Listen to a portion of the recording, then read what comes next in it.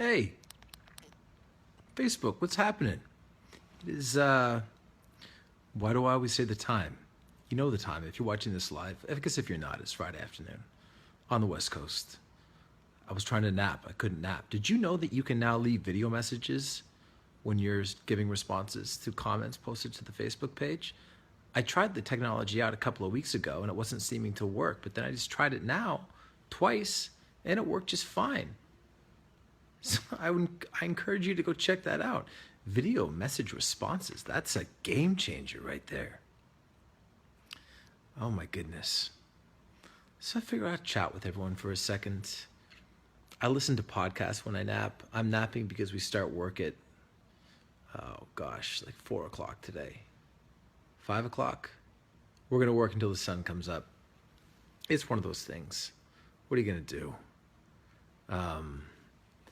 Thank you to everyone who came out last night. We actually had a really fun visitor to the set last night. We had a gentleman, I won't use his name just for the sake of privacy, who actually had a double lung transplant not more than 8 weeks ago. And he was walking around, he was wearing a Superman hat, he was wearing a Superman shirt because that's what the nurses and the doctors at the hospital call him, because his recovery has been nothing short of miraculous. So got to hear his story, and I got to say, you know, basic human positivity is a really cool thing sometimes.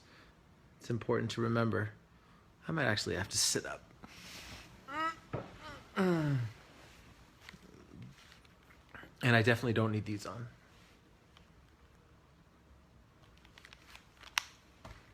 Anyway, what's going on? Hat head. I might go for the hood. What podcast was I listening to? I was listening to the Bill Simmons podcast, the Tony Kornheiser podcast, the Colin Cowherd podcast. I like Malcolm Gladwell's Revisionist History, but I don't listen to a ton of podcasts on current events. It's mainly just sports stuff because it helps me relax and all that good stuff. Mad Dog Kelly wants to know if I'm going to New York City Comic Con. I'm not. Unfortunately, Angela Dion says hi from hot Arizona. I've heard it's hot. No, and Martin Pellis, I don't have a cold. I literally was napping for like, I don't know, 10 minutes, 15 minutes. I couldn't fall asleep. But sometimes it's important to just sit down and have a little quiet time. Plus my daughter was napping too. So when she wakes up, I'm going to wake up. By the way, this is the photo that I have above my bed for no reason. My wife loves moose. Ever since we've been in Vancouver, she wants to see a moose in the wild. I don't know why. I have not been able to deliver wild moose sighting. Hello from Australia. James Elliott says nap. What is that? James, you gotta change your life, man. You gotta nap. Whitney Marie Hill says, Arrow never sleeps. But just kidding. With a heart. No, he does. He does. Just not enough, unfortunately. Dave Williams says, will you come to Wales Comic Con? Not sure. Levi Spencer and Robert Walworth, like two people, just saying thanks again for visiting Salt Lake City Comic Con. I haven't actually had a chance. I mean, I did when I was there, but I really need to say the people of Salt Lake City and all the people that visit that con, but, you know, predominantly the people of Utah, because that is the majority of what makes up that event, are really staggeringly kind. Everyone is always so gracious and lovely, and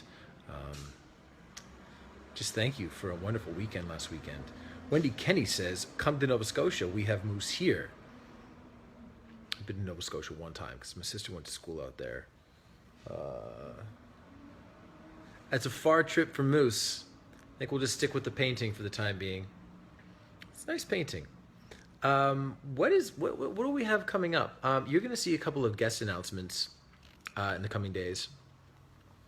Guest announcements. What am I talking about? Just event announcements. Next Saturday, we're going to be going to Orlando for a one-day event where 100% of the proceeds go to charity, and it is to benefit victims and the families of the shooting in Orlando a couple of months ago at Pure Nightclub. And this is something that is near and dear to my heart because it's a crime against humanity, and but more specifically and more personally to a number of people that are going to be attending, working at, and helping organize the show. Principally James Fraser, who is a partner of mine with Heroes and Villains, who grew up in Orlando, and this is critical to him, so I'm very excited to participate. We just secured yesterday, we are going to be raffling off, if you are attending, and you can look for tickets at fanfest.com. I believe we still have tickets. We're going to be raffling off a trip to the Aero set. So round trip accommodation, round trip flight, accommodation in Vancouver. Come to set, say hi, spend some one-on-one time with me. We'll make sure that I'm on set that day, which means that it'll just have to be a day that we are filming because I'm always on set. But we'll make sure that I'm there. So that's going to be very exciting. We're still ironing out the details. We want to give as many people as possible an opportunity to win this prize.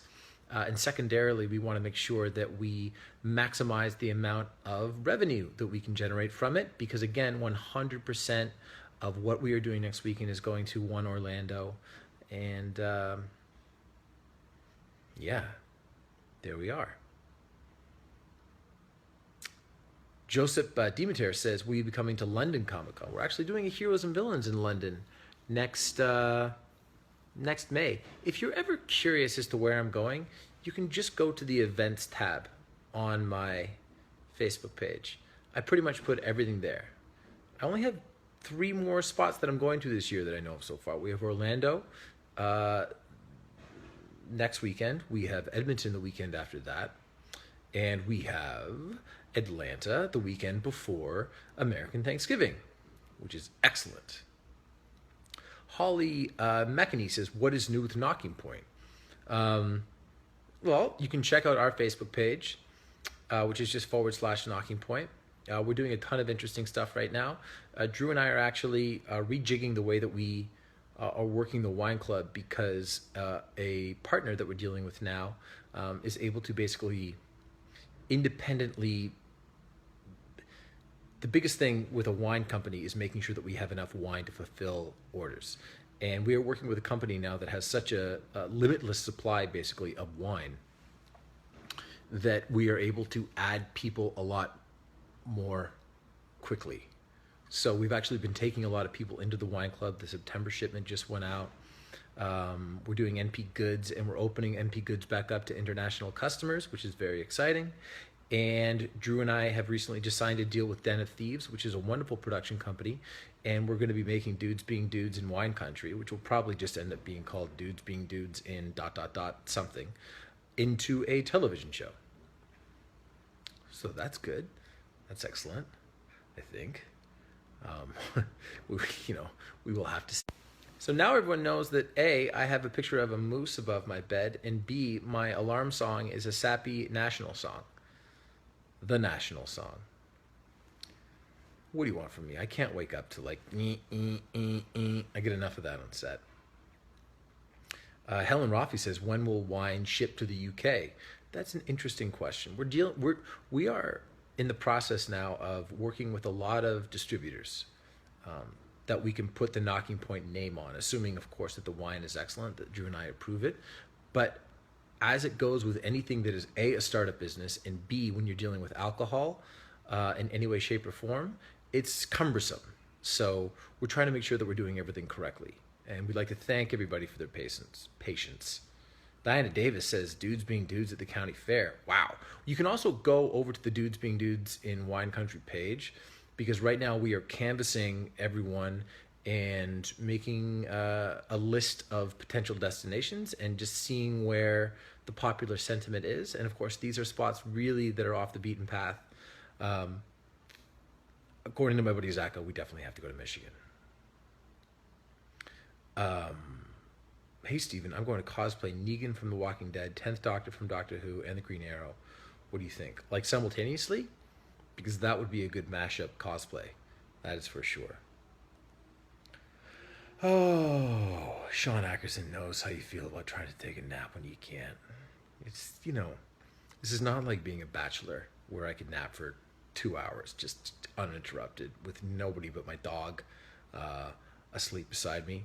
Now, of course, Louis the dog is living in Toronto, and I'm on the opposite coast, and I have a daughter whose imagination is running wild, and wants to go into the forest to see Aurora at her house constantly. Couple more questions, guys. You see, Stephanie Corbin is coming next weekend to Orlando. That's exciting.